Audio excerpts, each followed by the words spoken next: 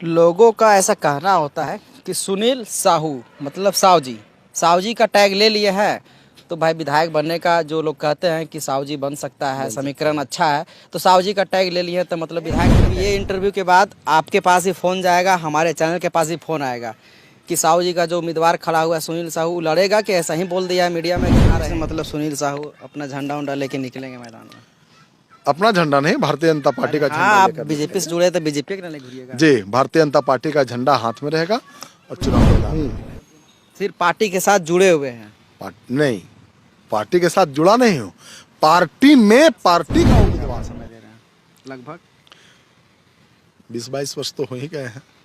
20 साल से बीजेपी में है। चुनाव में जातिगत नहीं होता है, आपको भी पता है, आप भी काफ़ी कद्दावर नेताओं में गिने जाते हैं। विधानसभा के चुनाव में ये देखा जाता है अक्सर कि जिस क्षेत्र की बहुल्य जाति के उम्मीदवार होता है उसको ही टिकट देती है। तो ऐसे में कितना आप सही मानते हैं कि आपको टिकट देनी स्तर की राजनीति जो पहले कर रहे थे, जिसके बाद धीरे धीरे से आप हाइलाइट्स होते गए, जो कि एक नेता के लिए सबसे सुखद क्षण होता है कि आपकी वाहवाही होने लगे, आपको लोग जानने लगे।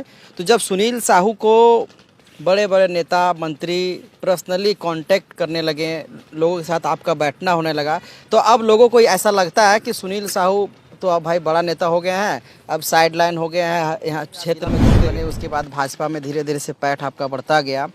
तो वैसे में लोगों को ये लग रहा है कि अब सुनील साहू है जो भाजपा का एक बड़ा नेता के तौर पर है, और कहीं ना कहीं जिला में भी आप महामंत्री के तौर पर कार्य कर रहे हैं भाजपा के लिए। तो भाजपा का बड़ा नेता या फिर बरही विधानसभा के लिए कुछ करने वाला नेता है? बरही विधानसभा में हमारे चैनल ने एक इंटरव्यू किया था, और दरअसल उम्मीदवारी को लेकर के हमने इंटरव्यू किया था। उस इंटरव्यू को करीब आधे से अधिक बरही विधानसभा के लोगों ने देखा, और कई तरह तरह की बातें उस इंटरव्यू के लिए अपनी प्रतिक्रिया के तौर पर दी गई। नए लोगों की राजनीति की शुरुआत तो कुछ सालों पहले की गई थी बरही विधानसभा में, जिसमें प्रमुखता से अगर देखा जाए तो हमारे साथ जो शख्स खड़े हैं, नाम सुनील साहू, भाजपा के एक सच्चे सिपाही, जिला परिषद भी रह चुके हैं। तो ऐसे में इनकी दावेदारी सालों से हो रही है कि हम विधायक का चुनाव लड़ेंगे, बरही विधानसभा के लोगों के हित में आवाज़ उठाएंगे, और युवा थे तो लोगों को धीरे धीरे से प्यार इनका मिला। जिला परिषद भी लोगों ने इन्हें बनाया, आगे की राजनीति में मदद की। बाकायदा ये तो रहा जनता का प्यार, जैसा इनका व्यवहार रहा उसके अनुसार से उनको मिलता गया। लेकिन जो समीकरण कहता है बरही विधानसभा का कि अगर जातिवाद समीकरण की बात करें तो विधानसभा में ये काफ़ी मायने रखता है, और भाजपा के ये नेता अब हैं। तो ये बरही विधानसभा की बात करें तो कई लोगों का कहना होता है कि यादव या साहू जी, यादव या साहू जी। अभी तक साहू जी एक भी विधायक इस विधानसभा से नहीं बन पाए हैं, लेकिन बाकायदा ये कहा जाता है कि अगर कोई सिटिंग एमएलए हो या पूरे एमएलए को हराएगा तो सिर्फ साहू जी ही हरा सकता है। ऐसा क्यों लगता है लोगों को? सबसे पहले यही बात जवाब दीजिए आप। देखिए, सबसे पहले तो आपका आभार कि आपने इन सब विषयों पर बात करने के लिए समय निकाला है। चूँकि लंबे समय से बरही में जातिवादी राजनीति हो रही है और गहरी पैठ जातिवाद की राजनीति ने जमा ली है, और इसलिए लोगों को लगता है कि ये नहीं तो ये आ जाए।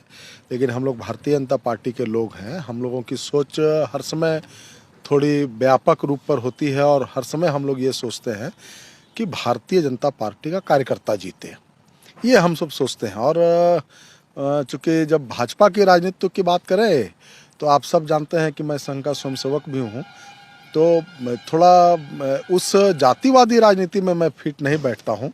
मैं हिंदुत्ववादी राजनीति शुरुआत से किया हूँ, और आज भी उसी आधार पर राजनीति कर रहा हूँ, और आगे भी मेरे भाग्य में, मेरे नसीब में क्या लिखा है मैं नहीं जानता हूँ। लेकिन भारत माता की जय जयकार और जय श्री राम जीवन पर्यंत ये चलेगा, इसके लिए पूरा जीवन लगाऊंगा। लोगों का ऐसा कहना होता है कि सुनील साहू मतलब साहू जी का टैग ले लिए है तो भाई विधायक बनने का जो लोग कहते हैं कि साहू जी बन सकता है, समीकरण अच्छा है, तो साहू जी का टैग ले लिए तो मतलब विधायक का तैयारी कीजिएगा। मैं साहू शब्द, चूँकि मैं उस कुल में जन्म लिया हूँ, उस वर्ग में जन्म लिया हूँ, इसलिए वो बचपन से लगा आ रहा है। और जैसा कि मैंने कहा कि केवल साहू शब्द के वजह से मुझे कोई नेता माने या मैं चुनाव लड़ूं, तो मैं ना ऐसी राजनीति करूंगा और ना ऐसा चुनाव लड़ूंगा। हिंदुत्व के आधार पर मैंने आज तक राजनीति किया है, आगे भी जो राजनीति होगी इसी आधार पर होगा। और हम लोगों ने जो सीखा है वो यही सीखा है, हिंदवा सहोदर सर्वे ना हिंदू पतितो भवेत, मम दीक्षा हिंदू रक्षा, मम मंत्रम समानता। तो मतलब भी जो उम्मीदवार रहेंगे सुनील जी वो भी तो हिंदुए रहेंगे, फिर ये हिंदूवादी कैसे चलेगा आपका बड़ी विधान? देखिए, लंबे समय से यहाँ चूंकि जातिवादी व्यवस्था है और हम जिन्हें अपना पाथेय मानते हैं, पथ प्रदर्शक मानते हैं, आदरणीय डॉक्टर श्यामा प्रसाद मुखर्जी और पंडित दीनदयाल उपाध्याय जी को, हम लोगों ने जो पढ़ा है दीनदयाल उपाध्याय जी के जीवनी को, कि वो चुनाव लड़ रहे थे और चुनाव में कंटेस्ट पर थे। लोगों ने कहा कि आगे एक ब्राह्मणों का गांव है, आप वहां जाएंगे, वो मोहल्ला में जाने से आपको वोट मिलेगा, आप चुनाव जीत जाएंगे। उन्होंने कहा कि ब्राह्मण के आधार पर मैं चुनाव नहीं लड़ना चाहता हूं, मैं जनसंघ का उम्मीदवार हूं और उस रूप में मुझे पसंद करेंगे तभी मैं जाऊंगा, जाति के आधार पर नहीं जाऊंगा। और आज भी मेरा, चूंकि वो मेरे पथ प्रदर्शक हैं, उनके बताए मार्ग पर चलता हूं, तो आज भी मैं कहता हूं कि मैं इन जातिवादी व्यवस्थाओं के विरुद्ध नहीं हूं, यहाँ के व्यवस्था के विरुद्ध हूं। और सब लोग मुझे स्वीकार करें, मैं ऐसा प्रयास करता हूँ।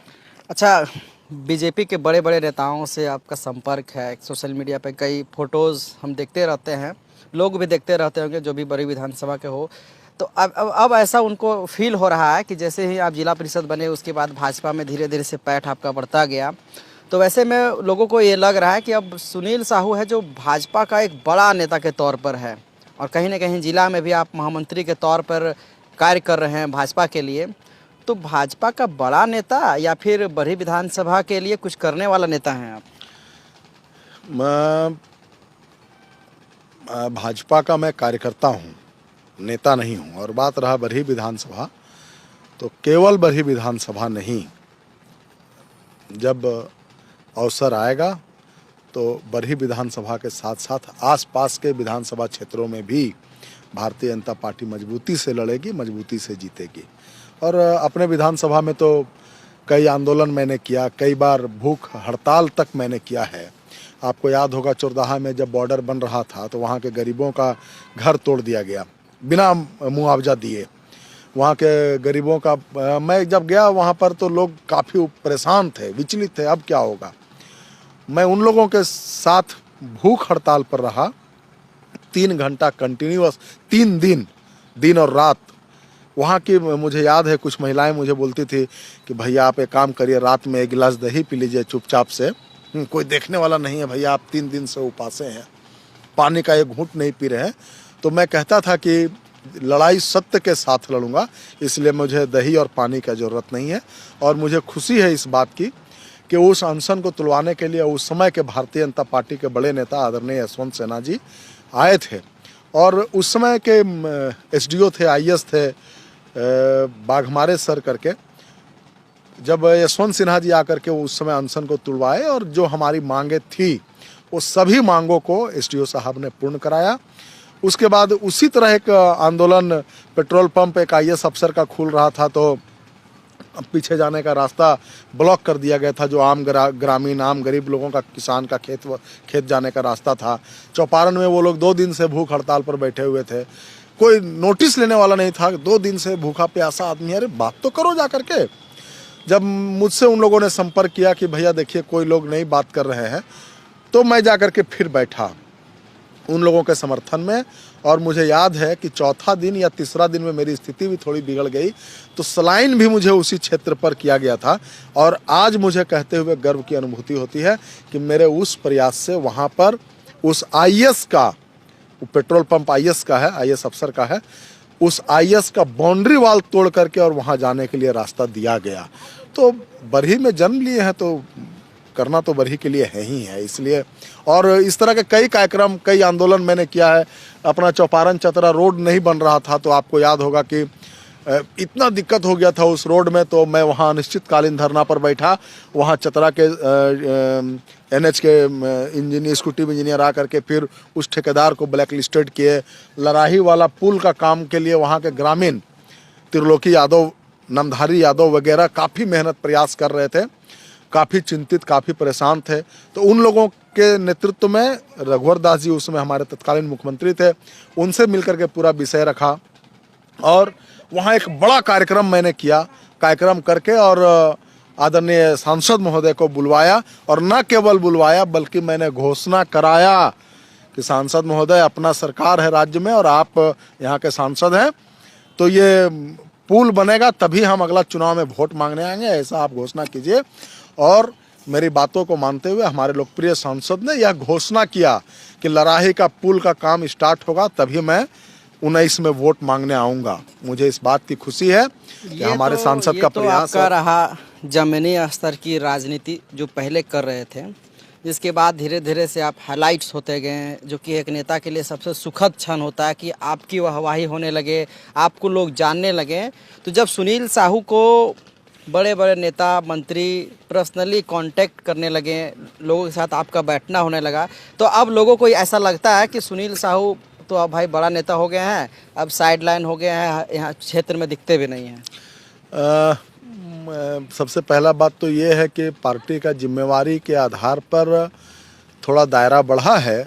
पूर्व में युवा मोर्चा का प्रदेश उपाध्यक्ष था तो झारखंड के सभी जिलों में आना जाना होता था और आज मैं वर्तमान में जिला महामंत्री हूँ। दायित्व के आधार पर पूरा जिला का काम का कोऑर्डिनेशन करना पड़ता है, तो इस वजह से थोड़ी व्यस्तता है। लेकिन बरही विधानसभा में मैं नेता नहीं हूँ, बरही विधानसभा मेरा घर है, मैं यहाँ का बेटा हूँ। और चौपारण में तो आप भी देखते होंगे कि कहीं भी आप 12 बजे रात में भी आप मुझे मोटरसाइकिल से घूमते हुए मिल जाएंगे। आप अस्पताल आएंगे 12 बजे रात को तो आपको हम अस्पताल में भी 12 बजे रात में भेटा जा सकते हैं, जब जहाँ जिसकी आवश्यकता होती है। तो मैं चौपारण को कभी यह नहीं सोचता हूँ कि मैं यहाँ नेता हूँ, बल्कि मुझे पूरा चौपारण, पूरा बरही, मुझे लगता है कि यह मेरा घर है और यहाँ का मैं बेटा हूँ, इसलिए यहाँ का सेवा करना मेरी जिम्मेवारी है। क्या क्या समस्या दिखता है जो आप अगर जीतिएगा तो कुछ समाधान की ओर कदम बढ़ाइएगा? देखिए, रोड, नली, गली, ये समस्याएं लंबे समय से आ रही हैं और आबादी जिस तरह से बढ़ रहा है तो रोड, नली, गली तो बनाना ही पड़ेगा। ये कोई बने, मैं बनूं, आप बने या कोई बनेंगे, तो ये है समस्या। लेकिन किसी समाज को यदि आपको मजबूत करना है, सुदृढ़ करना है, समाज में बदलाव लाना है, तो सबसे पहले आपको शिक्षा व्यवस्था को दुरुस्त करना होगा। और हजारीबाग जिले का सबसे बड़ा ब्लॉक है चौपारण, और काफ़ी शर्मसार करने वाली बात है कि इतने बड़े चौपारण में 26 पंचायत हैं, 30 वर्षों से यहाँ लगातार कांग्रेस के विधायक हुए आज तक, लेकिन आज भी हमारे यहाँ एक मान्यता प्राप्त कॉलेज नहीं है। मैं जब उनके भाषणों को सुनता हूँ तो ऐसा भाषण देते हैं कि महिला कॉलेज भी बना दूंगा, जनरल कॉलेज बनाऊंगा, ये कॉलेज, वो कॉलेज, सब कहते हैं। लेकिन ITI कॉलेज और महिला कॉलेज तो छोड़िए, चौपारण में कॉलेज की भी आवश्यकता इन लोगों को आज तक महसूस नहीं हुई। तो मुझे कहने में संकोच नहीं कि यदि मुझे यहाँ की जनता ने अवसर दी तो चौपारण में हर हाल में कॉलेज का स्थापना किया जाएगा, जिससे हमारे बच्चे यहीं पढ़े लिखे।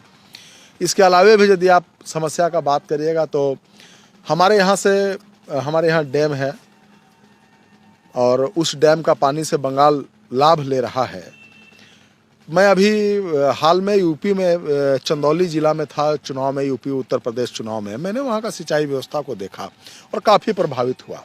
यदि हमारे जनप्रतिनिधि जो लगातार 30 वर्ष से कांग्रेस के यहाँ विधायक हुए, वो लोग थोड़ा भी इस विषय को लेकर के चिंतित होते तो निश्चित रूप से जो हमारा बड़ाकर नदी जो है उससे ये व्यवस्था किया जा सकता था। इटखोरी के पीछे से जो लेढ़िया नदी गया है, उस नदी से भी ये व्यवस्था बनाया जा सकता था कि हमारा चौपारण या बरही का भाग जो है, चूँकि आप जानते हैं कि DVC से जो विस्थापित हुए हैं लोग, बड़ी आबादी विस्थापित हुए हैं, तो जब DVC से विस्थापित हुए तो सिंचाई का काम भी DVC करेगा। लेकिन आज तक कोई संवेदनशीलता के आधार पर उसको कराने का कोशिश नहीं किए। 54 गांव हैं जहां से लोग विस्थापित हुए हैं। यदि अवसर मिलेगा तो उन DVC के विस्थापितों के लिए जो बेहतर से बेहतर हो सकता है वो जरूर करूंगा मैं। वर्तमान के विधायक कैसा काम कर रहे हैं, विपक्ष की भूमिका में है? देखिए, वर्तमान के विधायक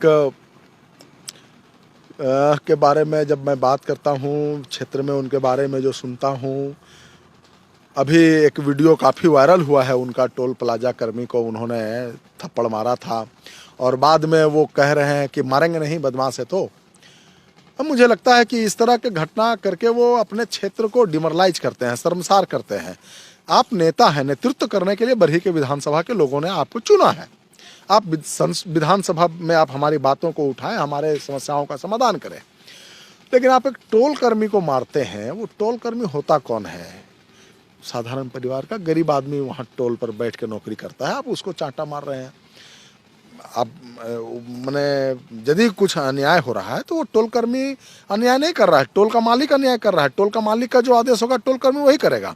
तो आपको लड़ना चाहिए तो टोल कर्मी से नहीं, टोल के मालिक से लड़ना चाहिए। लेकिन एक तरफ तो वो है कि आप टोल कर्मी को मार रहे हैं, दूसरा उनके घर से 50 फीट के दूरी पर, घर से निकलिए 50 फीट जाइए, उस सरकारी शराब का दुकान है।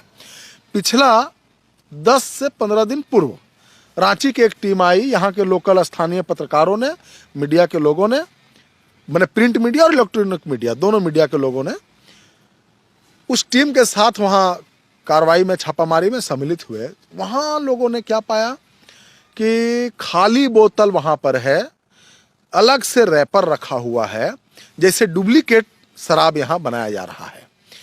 तो आप टोल कर्मी को मार रहे हैं जाकर के इचाक में, सिझुआ में, सिंदूर में।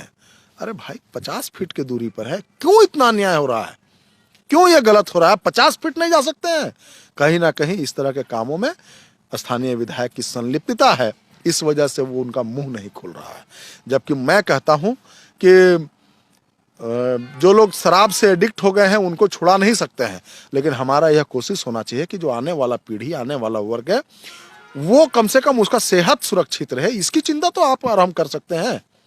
तो यदि वो नकली डुप्लीकेट शराब यहाँ बन रहा है वो भी रोकना चाहिए, और गलत करने वाले लोगों पर कार्रवाई होनी चाहिए। आखिर में डुप्लीकेट शराब पिला रहे हैं हमारे क्षेत्र के लोगों को, उनका नुकसान कर रहे हैं। टोल प्लाजा वालों को उन्होंने थप्पड़ जड़ करके ये एहसास दिलाया। उन्होंने कहा था हमारे साथ ही बातचीत में कि जो कर रहा है वो गलत कर रहा है। भगत सिंह के अनुयायी हैं, ज़रूरत पड़ेगा तो हम लोग इंकलाब भी बोलेंगे। इसीलिए थप्पड़ उनको इसलिए मारा गया ताकि दूर दूर तक आवाज़ जाए कि आप इस तरह की बदतमीजी ना करें, वीवीआईपी ट्रीटमेंट विधायकों को मिले। देखिए, इस मामले में मैं इतना ही कहूँगा कि इनकी आदत रही है इस तरह से थप्पड़ चलाने की। और याद होगा आपको, चुनाव जीतने के बाद ये विधानसभा सेशन में जा रहे थे तो वहाँ पर भी गेट पर लोगों ने रोक दिया, तो वहाँ पर भी थप्पड़ चला दिए। और मुझे याद है विधानसभा में इन्होंने कहा कि मुझे गेट पर मेरे साथ बदतमीजी हुआ और मेरे ऊपर थप्पड़ चलाया गया। आप बताइए, जब एक विधायक के ऊपर एक सरकारी कर्मचारी थप्पड़ चलाता है तो न केवल वो विधायक के ऊपर थप्पड़ चलता है, पूरे विधानसभा के जनता के ऊपर चलता है। तो आप यदि ऐसा हरकत कर रहे हैं, आप किसी को पीट रहे हैं तो आप पिटा भी रहे हैं। याद है कि नहीं आपको? विधानसभा में इन्होंने क्वेश्चन किया था कि मेरे ऊपर वो थप्पड़ चला दिया, उसके ऊपर कार्रवाई किया जाए। और आप यदि उस वीडियो को, फुटेज को देखिए तो जैसे ही इन्होंने थप्पड़ चलाया, वह कर्मी भी मारने के मुद्रा में आ गया। वो तो बीच में आकर के उनके बॉडीगार्ड ने बचाया उन्हें। आप बताइए कि यदि वह टोल कर्मी इनके ऊपर थप्पड़ चला देता तो हमारी प्रतिष्ठा कहाँ जाती, विधायिका की प्रतिष्ठा कहाँ चली जाती। तो ये सब, ये हल्की और फूहड़ हरकत करने के पहले लोगों में तो खुशी है जो लोग टोल कर पार करते हैं कि सही केल को विधायक जी इसी तरह कहते हैं कि मारना जरूरी है। लोग देखिए, समाज आपको डिसिप्लिन से चलेगा। कैसा भारत चाहिए, कैसा राज्य चाहिए, कैसा अपना क्षेत्र चाहिए, तो अनुशासित होना चाहिए। आप संविधान का शपथ लिए हैं कि हम संविधान का रक्षा करेंगे। विधायक बनने के बाद तो शपथ ग्रहण होता है। तो क्या आप जो मारे वो संवैधानिक है? वो टोल कर्मी गलत है तो आप उसके विरुद्ध लिखिए।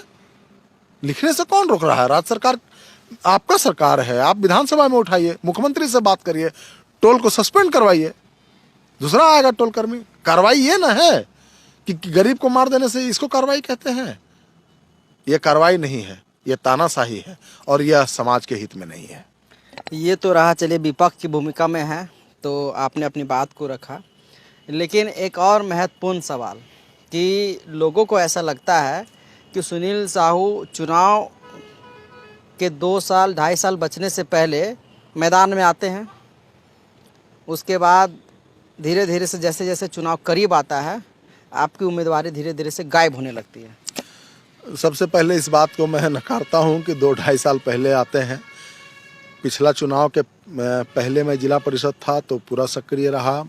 चुनाव 2019 में टिकट नहीं दी पार्टी। उसके तुरंत बाद लॉकडाउन लगा, लगभग 2 साल लॉकडाउन रहा और जैसे ही लॉकडाउन को हटाइएगा तो आप देखिएगा कि उस समय से मैं लगातार सक्रिय हूँ। और चूँकि सामाजिक कार्यों में रहता हूँ, राजनीतिक दल से भी जुड़ा हूँ, तो व्यस्तता है लेकिन गायब नहीं होता हूँ। और 24 का चुनाव आप सामने है, आप देखिएगा 24 में भी मैं रहूँगा और 25 में भी मैं रहूँगा। मैं कहीं जाने वाला नहीं हूँ, बाहर से आकर यहाँ राजनीति नहीं कर रहा हूँ। यहाँ इस मिट्टी में जन्मा हूँ और इस मिट्टी का सेवा कर रहा हूँ। आप मानते हैं कि एक विधायक के लिए उम्मीदवारी आपकी हो सकती है? निश्चित रूप से हो सकती है। एक विधायक होने के लिए क्या होना चाहिए? तो एक जिसके अंदर समाज में अच्छा करने की जज्बा हो, अच्छा सोचे, युवाओं से जुड़ के भविष्य के बारे में सोचे, छात्रों के बारे में सोचे। तो आप देखेंगे कि मैं कई कार्यक्रम करता हूं, जिन कार्यक्रमों के माध्यम से मेरा कोशिश रहता है कि छात्रों को, युवाओं को कैसे एक दिशा दिया जा सकता है। तो लोगों का प्यार है, बरही विधानसभा के लोगों का, कि वो लोग मुझे उम्मीदवार समझते हैं। ऐसा तो लोग कहते हैं कि साहू जी हैं इसीलिए उम्मीदवार मान लिए हैं कि मिलवे करेगा वोट। मैंने जो पढ़ा है वो है विद्वत सर्वत्र पूज्यते। विद्वानों की सब जगह पूजा होती है। कहीं नहीं किसी शास्त्र ने लिखा जाति के लोगों के आधार पर पूजा होती है। और आज नरेंद्र भाई मोदी हैं, वो हमारे आदर्श हैं। अटल बिहारी वाजपेयी देश के प्रधानमंत्री हुए, हमारे आदर्श रहे हैं। तो जाति के आधार पर वो लोग राजनीति नहीं करते हैं और उनके मार्ग पर चलता हूं मैं। हमारे यहाँ अभी स्थानीय सांसद हैं जयंत सिन्हा जी, तो कितना उनके जाति की आबादी होगी? 25-50 हज़ार होंगे। जीतते कितना से हैं? तो 4,80,000 से इस बार जीते हैं। तो सांसद के चुनाव में जातिगत नहीं होता है, आपको भी पता है। आप भी काफ़ी कद्दावर नेताओं में गिने जाते हैं। विधानसभा के चुनाव में ये देखा जाता है अक्सर कि जिस क्षेत्र की बहुल्य जाति के उम्मीदवार होता है उसको ही टिकट देती है। तो ऐसे में कितना आप सही मानते हैं कि आपको टिकट मिलना चाहिए? भाजपा कार्यकर्ता हूँ, लंबे समय से मेहनत कर रहा हूँ, इस आधार पर टिकट मिलना चाहिए। कितना साल से बीजेपी में अपना समय दे रहे हैं? लगभग 20-22 वर्ष तो हो ही गए हैं। 20 साल से बीजेपी में हैं? हाँ, लगातार 20 वर्षों से, 20 वर्ष से भी अधिक हो गए, लगभग 24 वर्ष हो गए हैं। मैं पार्टी में जब जुड़ा शुरुआत में, मुझे याद है कि मुझे युवा मोर्चा का पंचायत अध्यक्ष बनाया गया था। वहाँ से मैंने आरंभ किया। पंचायत अध्यक्ष के बाद मुझे प्रखंड का उपाध्यक्ष बनाया गया। प्रखंड उपाध्यक्ष के बाद मुझे जिला का उपाध्यक्ष बनाया गया युवा मोर्चा में। जिला उपाध्यक्ष के बाद फिर जिला का महामंत्री बना युवा मोर्चा का। उसके बाद मैं जिला का अध्यक्ष बना। जिला अध्यक्ष बनने के बाद उसी दौरान जिला परिषद का चुनाव हुआ तो चुनाव जीते। तो क्षेत्र में समय दे रहे थे तो एक्टिव रोल में न रह करके पार्टी में, प्रदेश में फिर मैं प्रशिक्षण प्रमुख रहा। उसके बाद जैसे ही जिला परिषद का कार्यकाल समाप्त हुआ मेरा, फिर युवा मोर्चा में प्रदेश का उपाध्यक्ष हुआ। तो आप सबका एक टेन्योर जोड़िएगा तो आप देखिएगा कि मेरा लगभग 20 वर्ष प्लस हो चुका है। 3-3 साल का एक कार्यकाल होता है। और जिला प्रदेश उपाध्यक्ष के बाद जिला महामंत्री हूँ। तो आप जो जोड़ लीजिए 7-8 टर्म तो हो ही गया है, तो 22-24 वर्ष हो गए हैं। 24 वर्ष से बीजेपी में हैं, फिर भी सिर्फ यकीने पे हैं कि टिकट मिल जाना चाहिए। चूँकि भाजपा कार्यकर्ता हूँ और संगठन पर पूरा विश्वास है मुझे कि कभी ना कभी मेरे काम से प्रभावित होकर के प्रदेश नेतृत्व मेरे तरफ भी देखेगा। कभी ना कभी मतलब फिर 24 तो नज़दीक है, 23 तो इस बार कैलेंडर से गायब कर दिया गया। जैसे आप लोग देख रहे हैं हालात जो सियासी हो रहा है, सीधे अब 24 पे टारगेट भिड़ाया जा रहा है कि 24 में क्या होगा झारखंड में। तो कभी ना कभी क्या ऐसा माना जा सकता है कि आप एक उम्मीदवार हैं और आप एक पार्टी के साथ जुड़े हुए हैं? मैं उम्मीदवार हूँ, सिर्फ पार्टी के साथ जुड़े हुए हैं? नहीं, पार्टी के साथ जुड़ा नहीं हूँ, पार्टी में पार्टी का उम्मीदवार हूँ। पार्टी क्यों नहीं मेरे ऊपर विचार करेगी? अगर नहीं मिला टिकट बाय चांस तो क्या कीजिएगा? इसकी संभावना अभी मैंने बताना, व्यक्त करना ये बड़ा कठिन काम है कि मिलेगा कि नहीं मिलेगा। उम्मीदवारी रहेगी क्योंकि ये इंटरव्यू के बाद आपके पास ही फ़ोन जाएगा, हमारे चैनल के पास ही फ़ोन आएगा कि साहू जी का जो उम्मीदवार खड़ा हुआ है सुनील साहू लड़ेगा, कि ऐसा ही बोल दिया है मीडिया में कि हाँ रहेंगे? जो लोग फोन करेंगे उनका कोई समस्या होगा, उसका समाधान जरूर होगा। उम्मीदवारी रहेगी ऑन कैमरा, हम जानना चाहते हैं। पार्टी अगर विश्वास देती है तो आपके लिए सही होगा, लेकिन लोगों को ये बताइए आपकी उम्मीदवारी 24 में रहेगी कि नहीं रहेगी, क्योंकि माइंड फिगर उसी के अनुसार से लोगों का बनता है। देखिए, मैं ये कहना चाहता हूँ कि लगभग 20-22 वर्ष मैंने भाजपा को दिया है। फिर वही सवाल, उम्मीदवारी रहेगी या नहीं, ये चीज को तो मेन तरीके से बोलिए। मेरी भूमिका तो भाजपा ही तय करेगी। आप निश्चिंत रहें, आपका चैनल को पार्टी के लोग भी देखेंगे। धैर्य रखिए, पार्टी का निर्णय आने दीजिए। निर्णय केवल सत्ता नहीं, व्यवस्था बदलने वाली निर्णय होगी। आप आश्वस्त रहिए। मतलब पार्टी डिसाइड करेगी, तो फिर वही बात हो गया जो आप लगातार अपने 20 वर्षों की राजनीति में आपके साथ हो रहा है। इस चीज़ को आप क्लियर क्यों नहीं कर पा रहे हैं कि हम हर हाल में उम्मीदवार रहेंगे? देखिए, चूंकि आप किसी व्यवस्था से जुड़े हुए हैं तो आपको उसी व्यवस्था के अनुरूप चलना होगा।